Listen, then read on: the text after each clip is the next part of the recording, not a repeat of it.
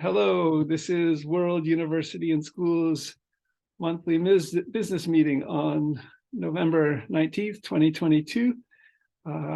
Greetings from Pennsylvania. As we wait to see if people will join us, Larry Veland on the phone already has joined us. This is conducted loosely in the manner of Quakers, so it's open and somewhat consensus focused, but seeking to be an hour long only, with about 38 agenda items this month, so it's quite focused. Larry, I'm going to put you on speakerphone and put the phone down, I think. So first agenda item is, let's see, World University and Schools proceeding with accreditation.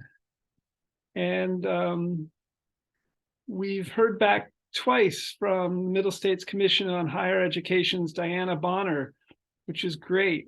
In a way, we've got a communication process going, a tennis ball going back between World University and School in Western Pennsylvania and Pittsburgh, and Middle States Commission on Higher Education in the greater Philadelphia area.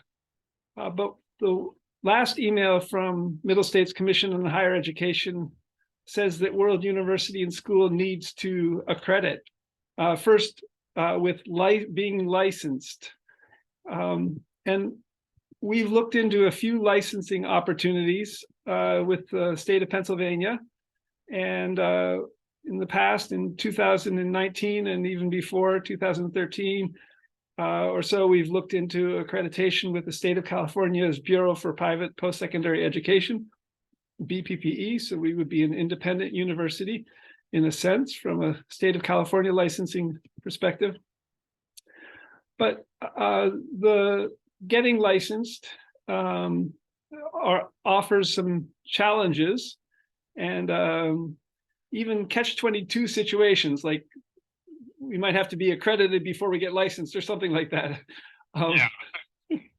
So I'm wondering, Larry, what your thoughts are about licensing, since you've been in Pennsylvania, Western Pennsylvania, for some 20 years at least, and you are retired chairman of the science department at Chatham University and have been involved in renewing Chatham University's accreditation with Middle States Commission on Higher Education, I think.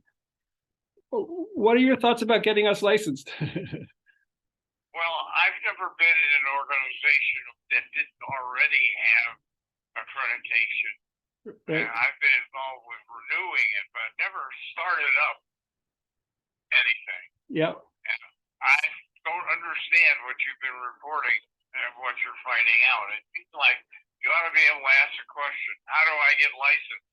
And they ought to be able to tell you, you go to this place. we did now, sort. If you interpret the word license as, I'm looking for a word. Registered organization, a 501(c)(3), yeah, then we have that already. Right. So I don't know what. Yeah, and it's not that Middle States has so many states to worry about, like there's only 6 in that. Yeah. I think something like that. Something like that. They should be able to just tell you for each of the things, go to this particular place and get licensed. I don't understand. They're using the word and then not defining it and not telling you how to do it. Great. Thank you. Thank you. Your last comment about all of Middle States, U.S. states, opens up an avenue to send the tennis ball back to Diana Bonner and say, can you, I mean, we. Well, who do we go to get licensed? Right. When using the word license, please define what you mean by license. Great. I mean, I did ask that in some ways by sending that link twice to the Pennsylvania government, and we just got back that email: you are not licensed. You cannot start your application for candidacy to Middle States Commission on Higher Education yet. but your language there is great. Who do we go to in Pennsylvania to get licensed? And then maybe who do we go to in New York State, et cetera, if to make it.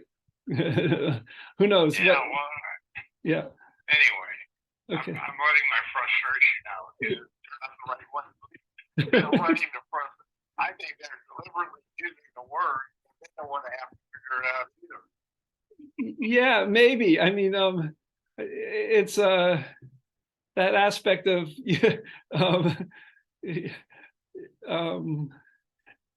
okay, we'll shut our doors. We can't get licensed. We don't know how to get accredited because we're not licensed, and we don't know how to get licensed.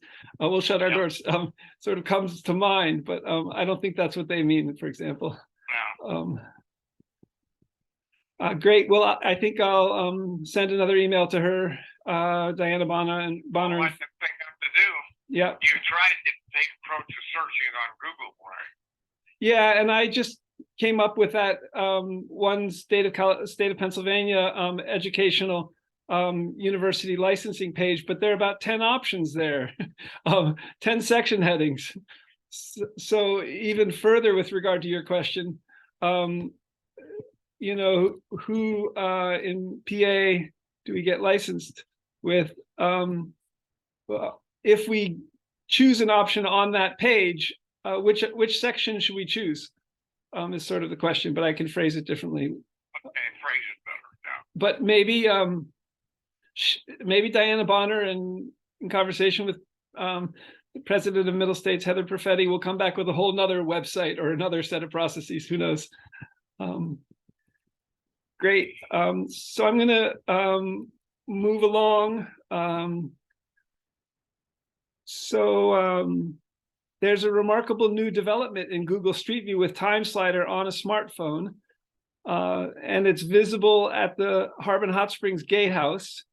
And it says, somewhat humorously even, see at the bottom of clicking the link that takes you into Google Maps, Google Street View, Google Earth for Harbin Hot Springs Gatehouse. At the bottom it says, see more dates. And you click on that link, and it shows both the 2007 360-degree around realistic virtual Earth of Street View with the vintage fire engine that was near the Harbin Gatehouse at that time. And on the smartphone, you can so-called walk down the road, the Middletown Road, and potentially all 4 miles down to Middletown, California.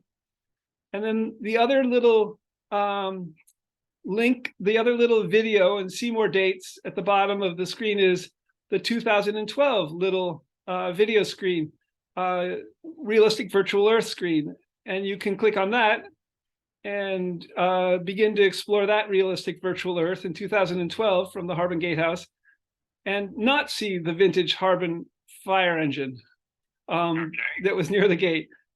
So these little, these two new little windows at the bottom of Google Street View and Harbin Hot Springs Gatehouse could also be at the cellular level, and maybe with regard to someone's genetics.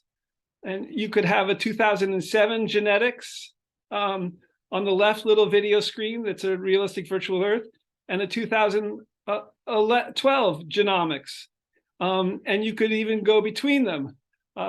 These are all time slider related, Google Street View's time slider. That's what these two little video windows that are a realistic virtual Earth each are representing. They're showing time slider. And you could also have the molecular world of someone's genome on the left little video window, and the cellular world in 2007 also, and the right little video window for the same year.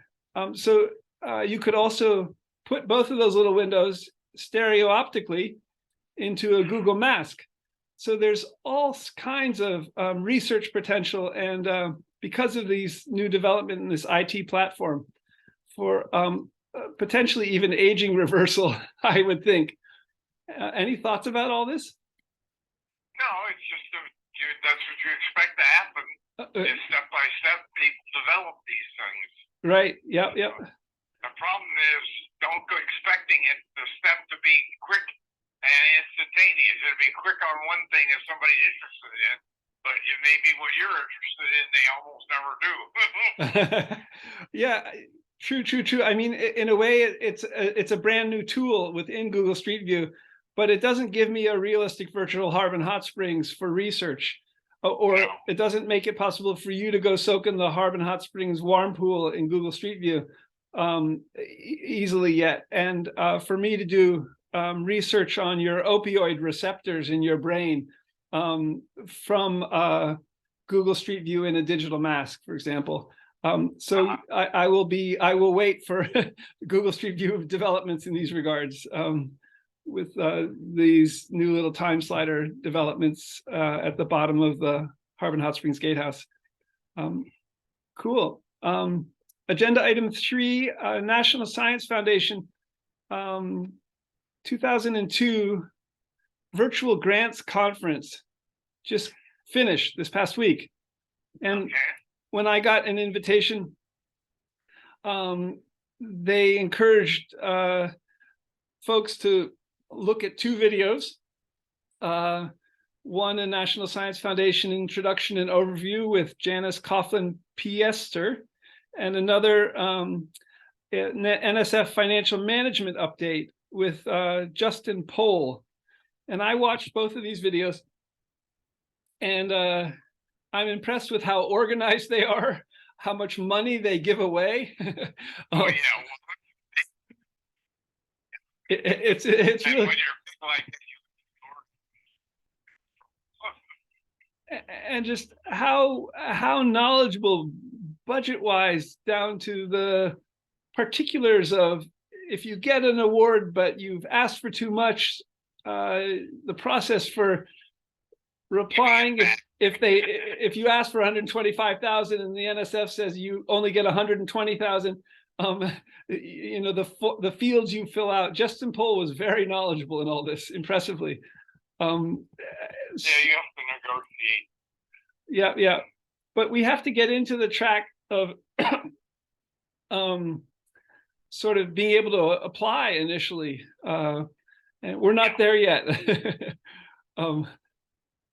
So how to get funding out of these is another big question. And they sent a survey listing a survey link to each of the workshops, and World University and School really didn't have the opportunity to fill out to do any of the workshops. I don't think we were in the right category or something. Should I just fill out the survey for the 2 videos that I watched and hope that could be part of a feedback loop that might lead to?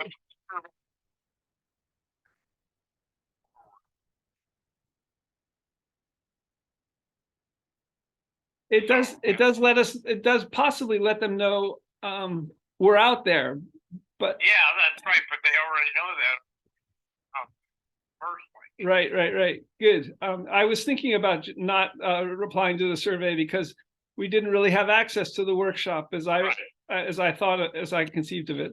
So maybe the magic door will open to funding without us. Or we'll find out the steps that work for doing an initial application for funding to the NSF somehow because they're thinking of us.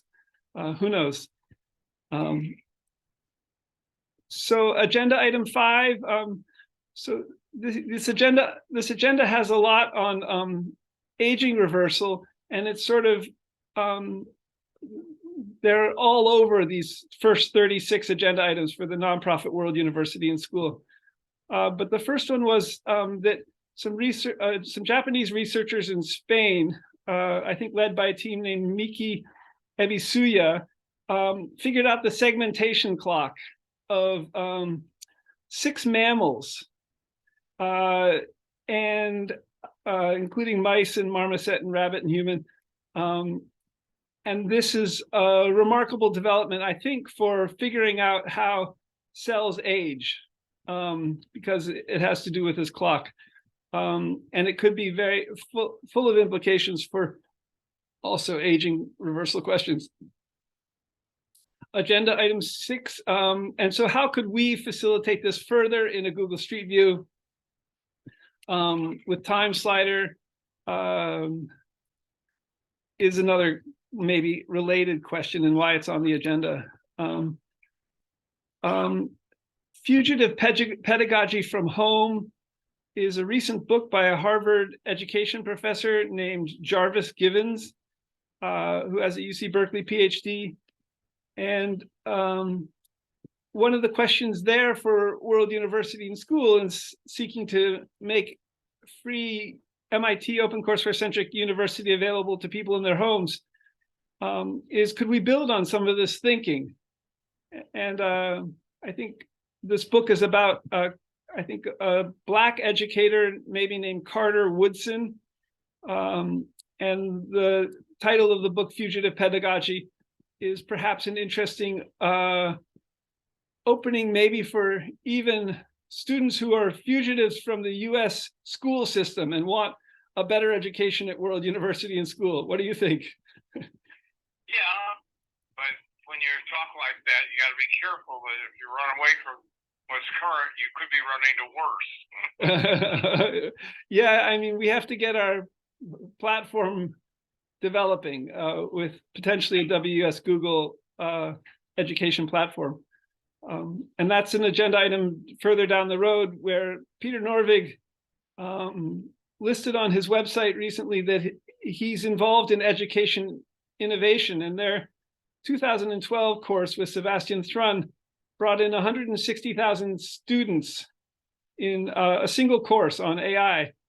Could we engage Peter Norvig's thinking further in some of these regards with finding large numbers of students to matriculate at World University and School for 4-year bachelor's degrees? And maybe skipping back up to agenda item 1 again, and this inquiry information chart that World University and School filled out for Middle States Commission on Higher Education. Could we explore further if we can create a platform, WUS Google Education, for not only bachelor's and PhD degrees, which I've been thinking about only for creating a high-ranking university, but also AA degrees, associate's degrees, and master's degrees, partly for reimbursement questions as well from all 200 countries' departments of education. So do you think we could further engage Peter Norvig's thinking to get 160,000 students who would matriculate in 2003 for a 2-year AA degree or a 4-year bachelor's degree? As the first step, why don't you see if you can find on any kind of online assessment of that course recently? Great. Because that was a big deal when it happened, and I've not seen anybody mention it then. Yeah. And I'm wondering what the negatives were. Why did it not do anything more? And one negative we already suspect is not very many people completed it. Yeah. So, right. I'd like to know why, and what were their problems? Are they working on solving those problems? Right? Yeah, great. I think there were there've been a couple of newspaper articles over the years since then, and maybe somewhat recently, but I'll look further. That's great. It will, I mean, one of the things. If they're irredeemable, then we can ignore it. But if there's something in there that we can talk about, that'd be interesting.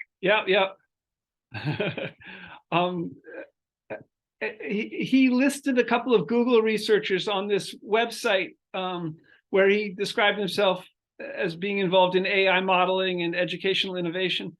And maybe we could team up with them as well for getting 160,000 students after we learn about the problems. Yeah, further. Good. Agenda item 7. So there was a recent MIT Tech Review article on animating avatar bots from photos. almost to talk with the dead, which Stanford Law professor Hank Greeley described in a Twitter post as slightly weird idea. And the article itself, I could only read part of. As construed that way is slightly weird, but it is something I've wanted to do with the audio recording I have of my main Harbin Hot Springs book, Naked Harbin Ethnography, published in 2016, informant named Sunheart. I think I have about 4 hours of audio recordings, and could we add this to natural language processing and create an avatar bot such that we could speak with an iterating Sunheart, virtual Sunheart, who was a very smart man and a very new agey and interesting informant and a friend as well. But why doesn't the MIT article make it easy to create the avatar bot? Any thoughts? Yeah. Except they may be trying to get you to subscribe to the magazine, read it before you go online. Right. Yeah, maybe. I mean, you don't get much online, and I'd love to see that aging reversal article that Antonio Regalado, the biotech editor at the MIT Tech Review, wrote. Well, I told you I've got a whole issue devoted to this. They perused it within the last 6 weeks or so. I've got it saved for you. So thank you. Yeah, if you all right, if you happen to see the article on this avatar bot thing, let me. I'd love to see that too in a separate issue, maybe. I don't know where it is, but okay. Thank you. I've got what I have put aside for you. Thank you. So agenda item 8.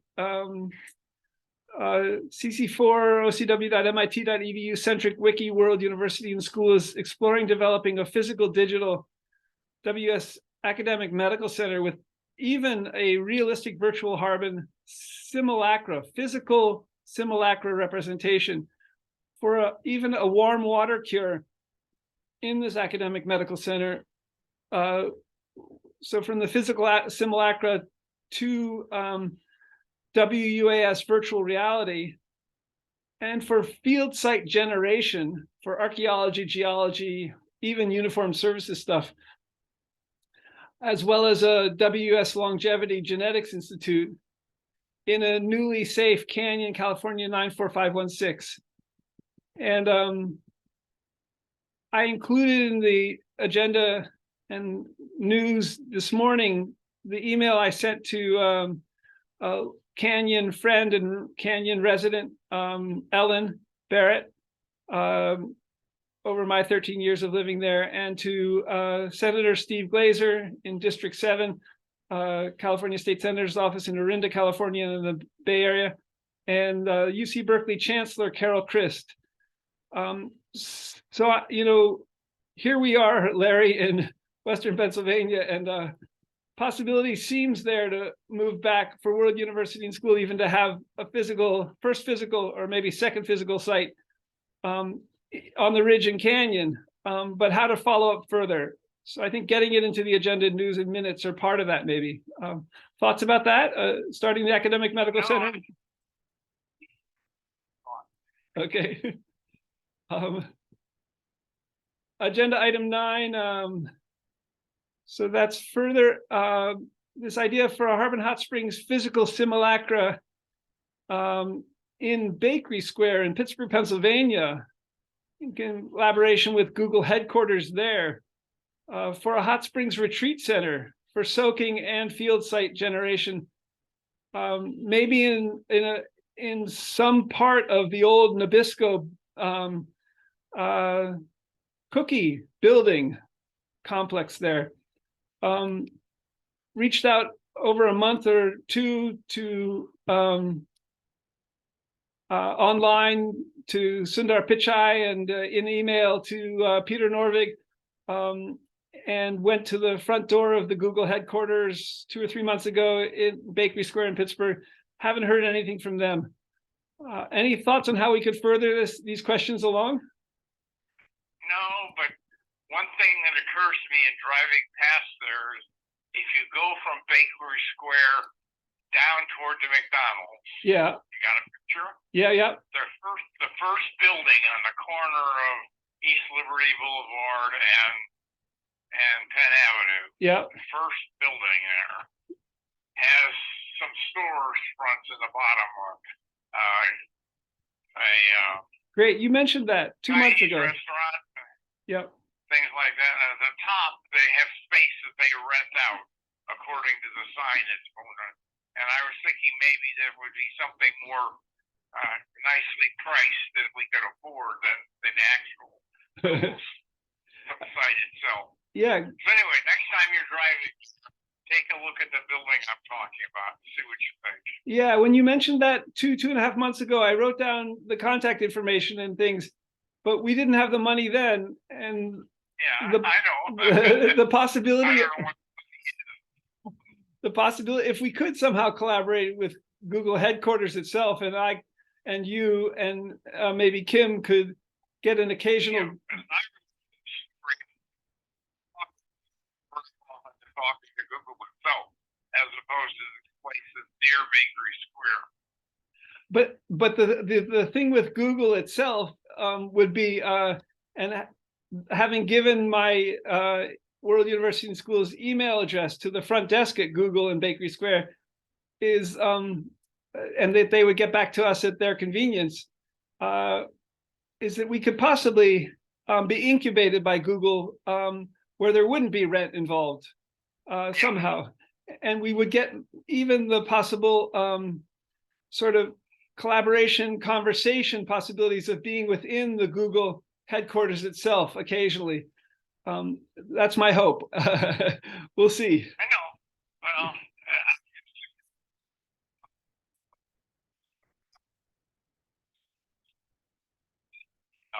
great.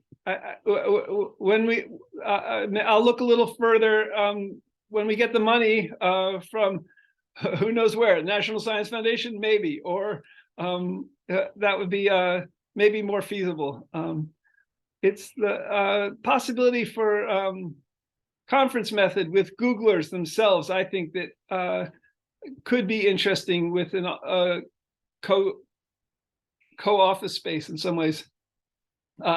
Even within the top 3 floors of the Google headquarters in the Bakery Square building, across the road from the building you're talking about. But thank you. Maybe we'll be growing in that other building and collaborating in conversation with Google and Google headquarters at the same time. Thanks to your thinking. We'll see. We need the money, Larry. Yeah, I am. What an effort. You could play that as our monthly business meeting for the last 5 years. Yeah. So agenda item 10, Toyota humanoid robot, MD surgeon, THR3, autonomous system with Toyota ProAce electric autonomous vehicle at Solve MIT, Twitter and email. The Solve MIT program at MIT sent an email, and I think I replied via Twitter with this idea further. This idea has been in minutes for the past few months as well. But to get Solve at MIT involved could offer maybe opportunities for MIT folks in Pittsburgh to be part of this. Thoughts about that? I just don't see what's going to happen, but you can keep trying. Okay. Agenda item 11. Thanks, David Ferrero, the USA 10th archivist at the Library of Congress, National Archives. How could World University and School, perhaps in collaboration with the Carnegie Library in Oakland, Pittsburgh, create 200 world-class university research libraries with the Library of Congress in a realistic virtual Earth for libraries? Think Google Street View with Time Slider, Maps Earth, TensorFlow. Didn't hear back from David Ferrero. had followed up a couple of times with Carnegie Library's librarian Jen Styron. Didn't follow up further after not hearing back. I continue to get bounce back from the email David Ferraro gave me. He's also in his early 80s and he retired in April. So who knows what's happening there, but hopefully we can create 200 world-class university libraries in collaboration with the Library of Congress and even the Carnegie Library systems in some of all 200 countries. That's on the agenda. Agenda item 12, proposal for Yemen, CC4, MIT Open Courseware Centric Wiki World University and School. In also the 25 Arabic language official Arabic language countries, and for Wiki World University and School in all 200 countries in their main languages in collaboration with the US State Department. Sent a draft proposal to Tim Lenderking in the US State Department, Special Envoy to Yemen, a couple of weeks ago. I think Tim and I are going to meet in Green Ridge State Forest, either in West Virginia or Maryland, around Thanksgiving next week. So maybe I'll learn more after that. That's Tim texted this morning about getting together at Green Ridge. I'm at your suggestion, the last two business meetings, I'm waiting for them in some ways. Thoughts about any of this? Okay, I didn't quite understand the name, because to me it sounds like KIM, but is it something different? Yeah, Timothy Lenderking. Okay. Yeah. Right. So my ears, I hear Kim. Right. Great. So agenda item 12A is our Sri Lanka World University and School person in the country southeast of India has been emailing a little bit about other accreditation opportunities, and some with the US State Department itself, all which are very good ideas, but we're not there yet. And he's a little bit of an edupreneur, an educational entrepreneur. And he started Freedom College in Sri Lanka. I think where I could see us proceeding with him would even be through the US State Department, and maybe through also Parth Mazumdar, originally from Pittsburgh, who's in the US State Department and could be on a path to become the ambassador to Sri Lanka. But I think he's stationed as a Foreign Service officer in New Delhi, India, maybe for the next 2 or 3 years.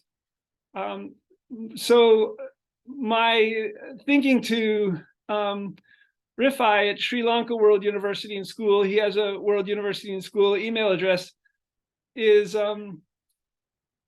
how could he, in conjunction with the US State Department, maybe in Sri Lanka, find 100 high-achieving Sri Lankan students, first in English, then in the Sinhala language there, and then how could potentially they get AA degrees or bachelor degrees or PhD degrees that are MIT Open Courseware centric, so highest quality on the WS Google platform, education platform.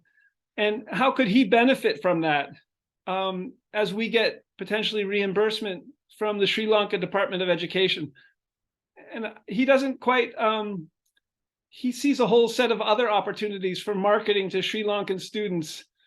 And he doesn't see that Middle States Commission on Higher Education accreditation would be helpful to Sri Lankan students and in marketing to Sri Lanka students, that these other US State Department educational accreditation agencies in Africa and Asia would be more helpful. He may be right, but we may do those down the road in 2 or 5 years. Could he get reimbursement? Could he get benefit from the Department of Education in Sri Lanka also by helping us find 100 high-achieving Sri Lankan students, first in English. Who knows? But I just wanted to get that into the agenda and news and on into the recording too, because it's an interesting set of possibilities if we can proceed with Middle States Commission on Higher Education first getting licensed somehow. Thoughts about any of that? Well, it's occurred to me as you're talking that I think the extent they right is outside the U.S. accrediting agencies don't carry much weight. Yep. I don't think middle states will help anywhere if you're in Sri Lanka. Right. And yet students are coming from like lots from India and lots from China to go to MIT, which I think is accredited by. Yeah, they're coming from the institution, not from the accreditor. Right. Yeah. In other words, if there wasn't a middle state, they'd still come to MIT. But maybe MIT is what it is because of New England accreditation agency. And I think we become hard to tell. You're talking about a 100 years. Right. I think we become more of an institution if we can license and accredit. That I'm not denying that. I'm just pointing out that I think they're right. I'm not sure that putting that first. Yeah. Right. Good. Yeah. I think getting this licensing that would allow us to accredit with a Middle States Commission is maybe that important. Agenda item number one now. Well, if we can figure out how to do it. Yeah.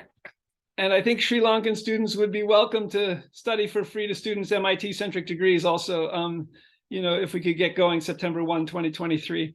And I hope Sri Lanka World University and School could benefit from that too, somehow, from that Middle States accreditation, possibly for Sri Lankan students. We'll see. Keep fingers crossed. I am. Agenda item 13. We're down to 20 minutes left. Humanoid robot trumpet and bagpipe player. So Toyota has a humanoid robot trumpet player from around 2010. And it's not a THR3, a Toyota Humanoid Robot 3 robot that I saw in the YouTube videos. In what ways could we help focus that? And even with a housemate who's a CMU trumpet player, performance student, the master's level. And also maybe for THR3 Scottish small pipes bagpipe player, building on another CMU bagpipe robot called McBlair. Interesting possibilities. How do we get in touch with Toyota itself? Could we get 2 Toyota humanoid robots up here in the house where I'm living in that we could work on at home, teaching them how to play trumpet and Scottish small pipes? That seems some years in the future, maybe, but what do you think? I don't know. Certainly beyond my expertise or interest. Okay. Would Kim be interested in a THR3 at your house to teach how to play cello? Okay.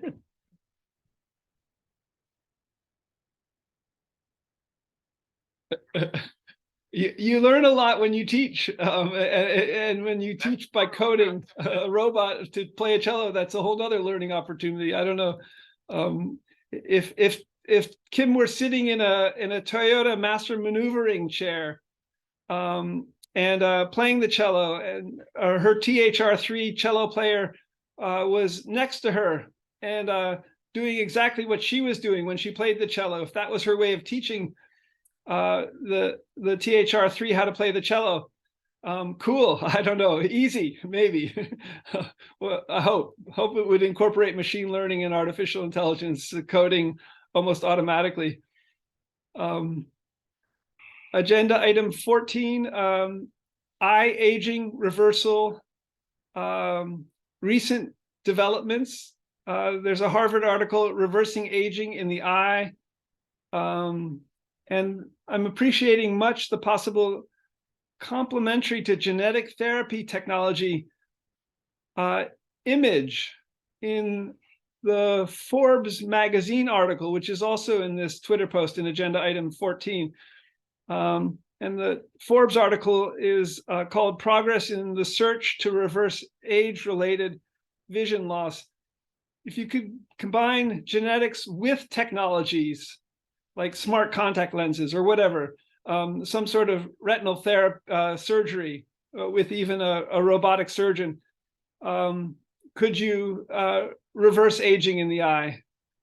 And there's also a Penn Medicine article, remarkable genetic FDA-approved retinal gene therapy that reverses blindness, that is all illustrative of what's maybe ahead as well. But it's cool. Could we develop all of this in a realistic virtual Earth for genetics with information technologies, with technologies? So have the smart contact lenses or the retinal surgery happen in Google Street View with Time Slider at the cellular level or molecular level. In someone's home even, could a THR3 in your house help with some of this in combination with genetic therapies? That's an interesting set of questions. Maybe with a realistic virtual Earth for genetics and one realistic virtual Earth for everything, we can do that on the virtual side. Agenda item 15. There have been some very cool Twitter posts from Sundar Pichai, the chairman of Google and Alphabet. And one is about knowing long beforehand about seismic activity, for example, in California, which could be thanks to a developing Google AI Street View, even in a realistic virtual Earth for geology, and could be a remarkable rationale also for developing a realistic virtual Harbin hot springs, because Harbin's in an earthquake zone and it has geothermal. And if you have the practical Google developing technologies to anticipate earthquake activity longer and longer before they happen for safety reasons, and get money from California and other earthquake zones in the world, in what ways could World University and School facilitate a field site around Harbin hot springs that would interoperate with this? This gets into sort of uniform services contributing to field site generation. So earthquake field sites anywhere along fault zones, San Andreas Fault, Hayward Fault in the Bay Area, also at Harbin hot springs. Interesting possibilities with this seismic activity work that Google's working on, because I think they'll get monies for it too. Any thoughts about that? Well, yeah, as far as I can see, though, from an outsider's point of view, it's a lack of any creative new idea. It's not an AI type approach to selecting. It's come up with a new thought of how you could, what could be influenced by earthquake occurring in a week. Great. And if you could figure that out,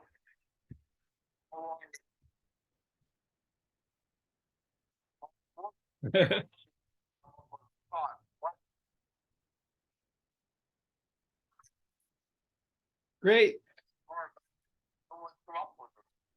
Yeah, as I recall from a series of related Twitter posts, their current Google's current seismic prediction did predict the recent earthquake in California within the last 2 weeks successfully, but it was just before, like seconds before. I think there's even the Twitter post about that. And I think there is an artificial intelligence with developing sensors that geologists and seismologists would further create, maybe on the Google platform. They could push it back to knowing minutes before the earthquake was going to come, and then et cetera. That tweet is in there.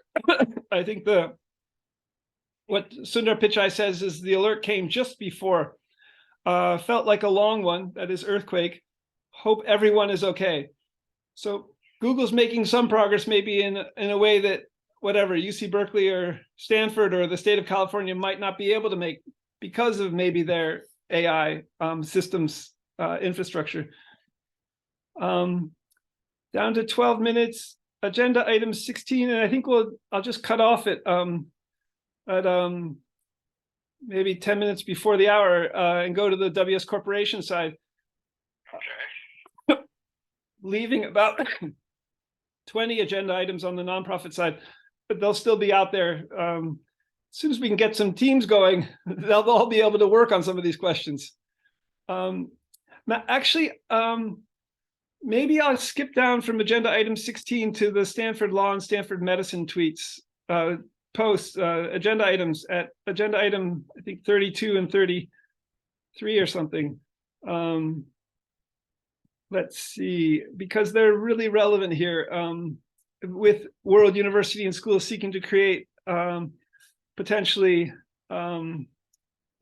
medical schools and law schools in all 200 countries, and possibly in collaboration with Stanford Medicine and Stanford Law.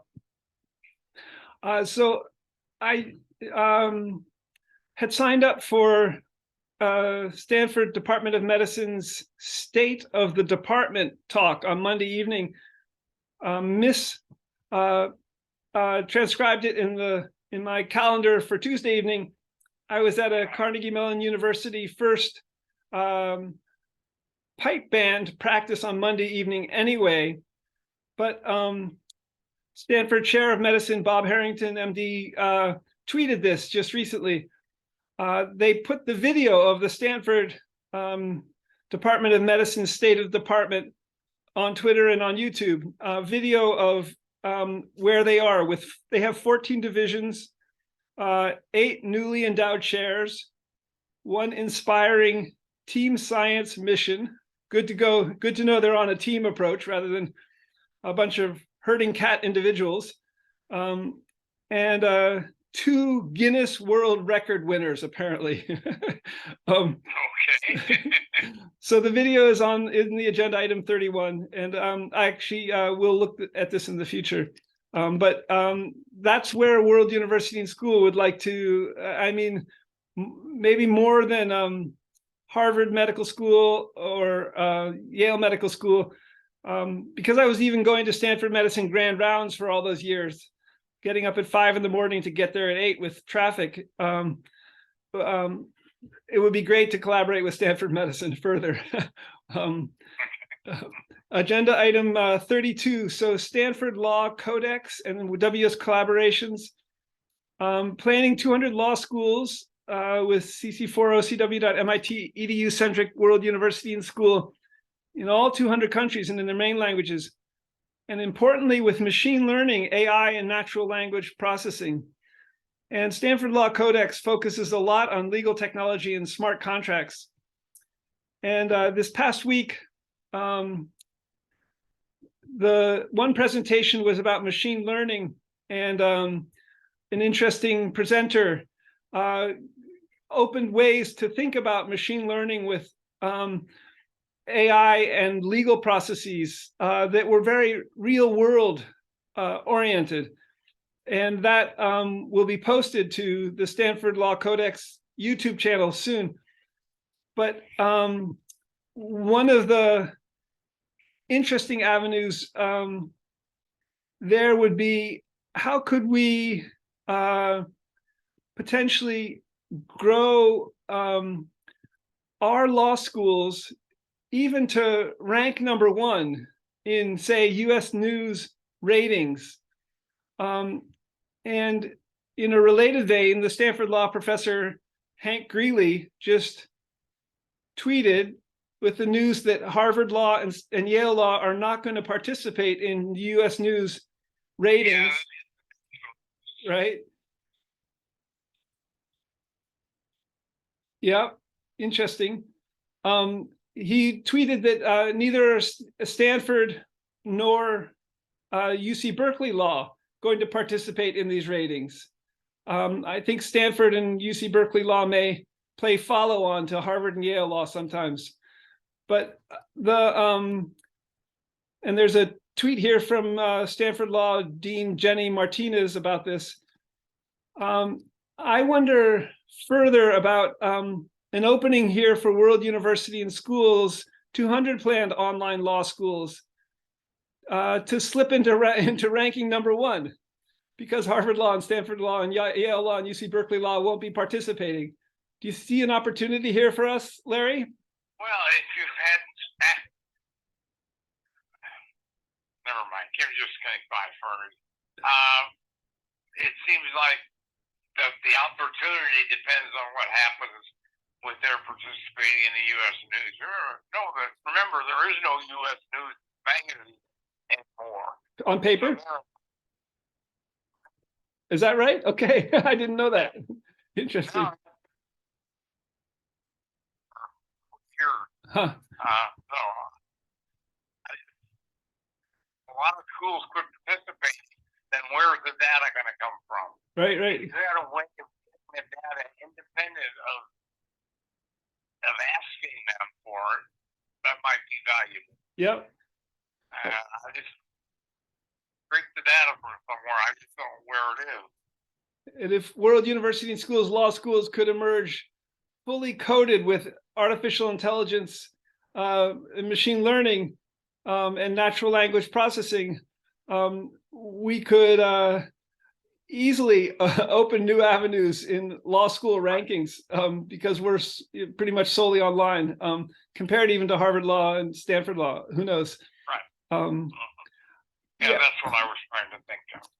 So further, in regarding abolishing the illegal sex and drug industries internationally, and potentially legally here, and their latent networks of violence too, since I sort of am in asylum in Pennsylvania from California in some of these regards, I think, while some of these law faculty and lawyers at, say, UC Berkeley Law could actually be criminals, these law faculty at all these great universities, law schools, are the ones who know the law best, at both the federal and state levels in the USA, and could effectively write new law to protect people, women, kids, innocents, victims, others. It's a cool opportunity, I think, in World University and School growing these online law schools. And I'll just end this agenda item with, there was a recent MacArthur Foundation email mentioning about the litigation front lines in some of possibly the above regards as well, so that it would all go to litigation questions. Taking legal action could be good for potential victims of, for example, these crimes, and maybe it could help us become ranking #1 even further. Who knows? I'm gonna agenda item. So that's agenda item 31 and 32 with Stanford Medicine and Stanford Law. 4 minutes left. I'm gonna, there's a Wikidata, Wikibase cloud media wiki in 300 languages agenda item. There's also a Giza in Egypt, Giza pyramids tweet. They're 4,500 years old approximately. And wondering how World University and School could plan for 4,500 years into the future. Get a big rock. Yeah, maybe, and put one on top of the other. But also with Harvard and MIT professor of genetics George Church's heralding of aging reversal, and even mentioning the word immortality in that George Church's theory of aging YouTube video. Could we possibly be around in 4,500 years? Seems highly, highly unlikely, but genetics opens up a new world here. Let's see, 3 minutes left. WUaS Corporation, switching hats here. This is the other wing. This is the for-profit general stock company in California. First item, agenda item 0, which isn't even on the agenda yet. Good news, Larry. The WUaS Corporation Wells Fargo bank account statement came yesterday. All right. It took a month. Took almost 7 or 8 weeks. So the last 2 of the 5 accounts that at Wells Fargo, 2 of which are World University and School, now have come on paper, and they're disentangled from one another. They're debundled. Okay. So potentially they are independent accounts. Good news, I think. The one question sort of I have in these regards are, I'm wondering about testing the U.S. Postal Service's Manage My Mail forwarding service. And did you get that test paper letter that I sent to myself and WUaS? No, I never got that one. So I'm thinking about switching the addresses from your house to my house here in Pittsburgh, and sending a test letter again on paper. What do you think? In principle, that should not do anything, but who knows? You mean if the forwardings, because even though you got those 4 verification letters from the U.S. Postal Service saying that they had started the forwarding service, and we didn't get the paper test letter, why shouldn't it do something if the system was working? No, I mean, if the system was working, it should have worked. Okay. Doing it a second time shouldn't do anything different. But who knows what actually is happening? Yeah, who knows?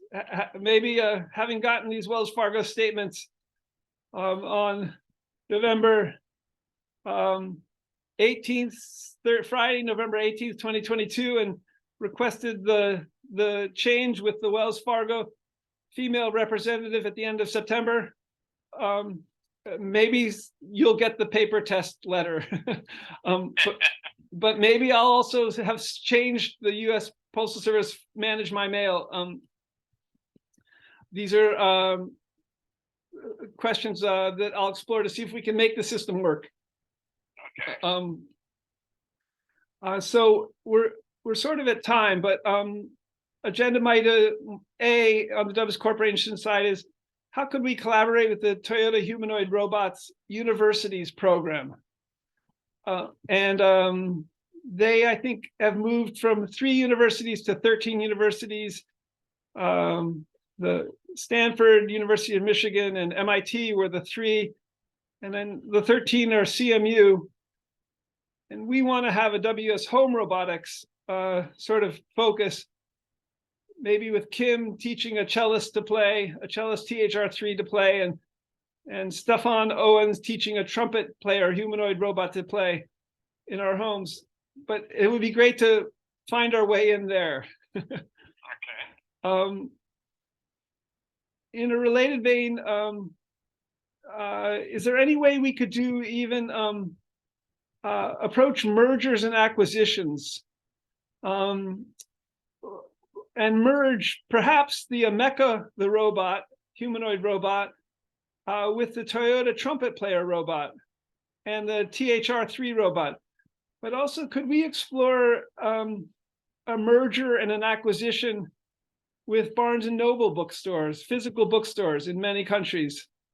Somehow by showing stakeholders and management that we could quadruple the sales for Barnes and Noble with humanoid robots, and then finding investors on our side to sweeten the deal, so that we would become the managers of Barnes and Noble and the owners, in the sense, of Barnes and Noble on the stock side. So mergers and acquisitions beyond 3 people meeting up as a kind of merger and acquiring some coffee at Barnes and Noble, finding our way to, could we begin to think in terms of mergers and acquisitions? If Barnes and Noble stakeholders could increase their share value significantly because of new ownership, they might be very interested. What do you think? Okay. I just dropped myself. Never mind. You just what? I just fell off the couch. Oh no. Okay. I was trying to get up. It didn't. Okay.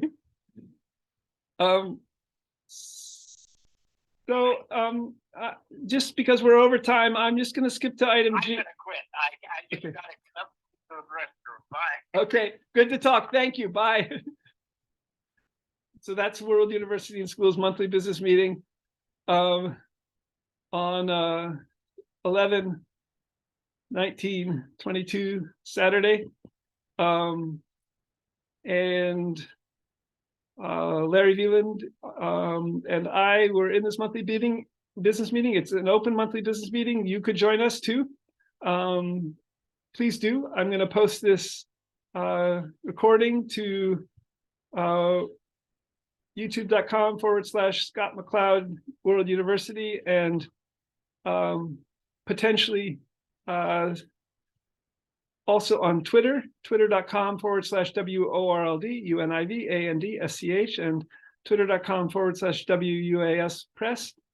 Our email address is info@worlduniversityandschool.org. worlduniversityandschool.org is our website address.